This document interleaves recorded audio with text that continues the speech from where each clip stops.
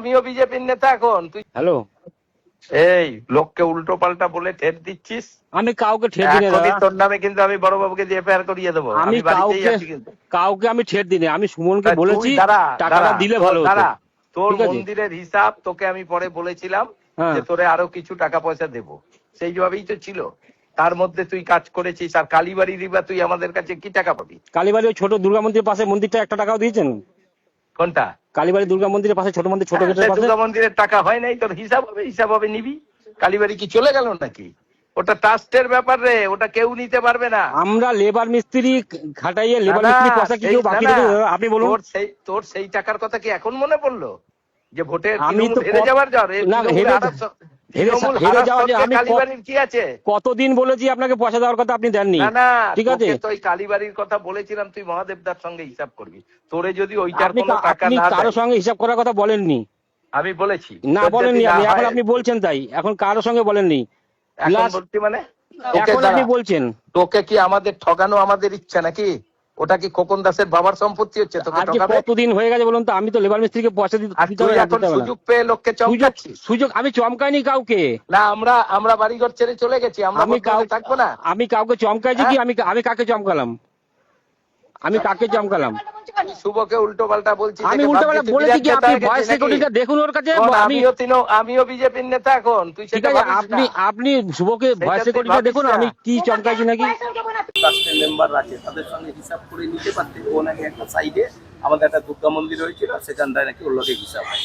এইটাই বলেছি তো ওকে। না, ও হিসাব না করলে আমরা কি করে বুঝবো এত বড় ট্রাস্টে? আমি বলেছি যে তাহলে পুলিশকে জানাচ্ছি। তুমি হুমকি দিচ্ছ এখন ক্যান্ডিডেটের সামনে, তুমি ট্রাস্টের নামে আমাদের বদনাম করে বেড়াচ্ছ। এইটা না, অডিও দেখা যাচ্ছে আপনি বলছেন যে ওটা আমি বিজেপির নেতা। এটা আমি জানি না এটা কি বলে। মাননীয় খোকন দাস, আপনি একজন প্রাক্তন বিধায়ক, আপনাকে সসম্মানে বলছি, আপনি কোন বিজেপির নেতা নন। আপনি আপনার অডিওতে শেষবারে আপনি এবার বলছেন আপনি বিজেপির নেতা। কে নেতা বানিয়েছে আপনাকে? আমরা বিজেপির কর্মীরা আপনাকে কেউ নেতা বানায়নি। সাধারণ মানুষ আপনাকে প্রত্যাখ্যান করেছে, আপনি ভোটে হেরেছেন। আপনি কোন বিজেপির নেতা নন, আপনি বিজেপির কোন কর্মীও নন, আপনি বিজেপির কেউ নন।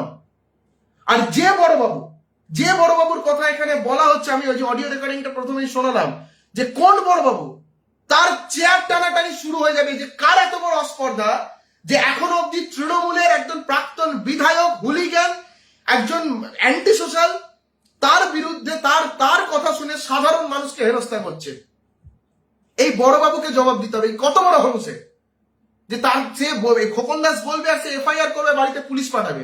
কোন হলো সে এখন মানে বর্ধমান থানায় বসে আছে যে এই বড়বাবু টার্মটা তার হিসেবে ইউজ করা হচ্ছে?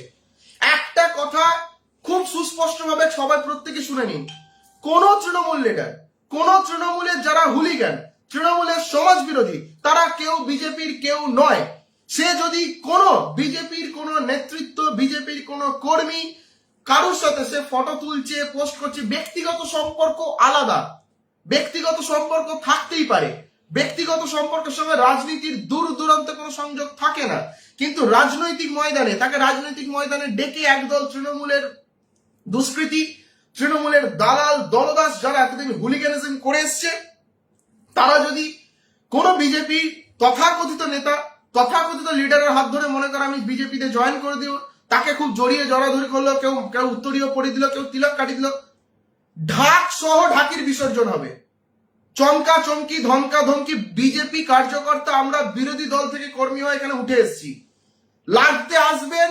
আমরা আইন শৃঙ্খলা মেনে আমাদের আমরা একটি শৃঙ্খলাবদ্ধ দল, ওপরতলা নেতৃত্বের পাই টু পাই কথা আমরা মেনে চলি। যদি কেউ নেতাগিরি ফলিয়ে, যদি মনে হয় আপনার পাড়াতে অমুক কোন বিজেপি লিডার আমাদের এই তৃণমূলের হুলিগানদের দলে ঢোকাচ্ছে, তারা বিজেপি হয়ে গেছে, তারা বিজেপি নয়, বিজেপি নয়, বিজেপি নয়।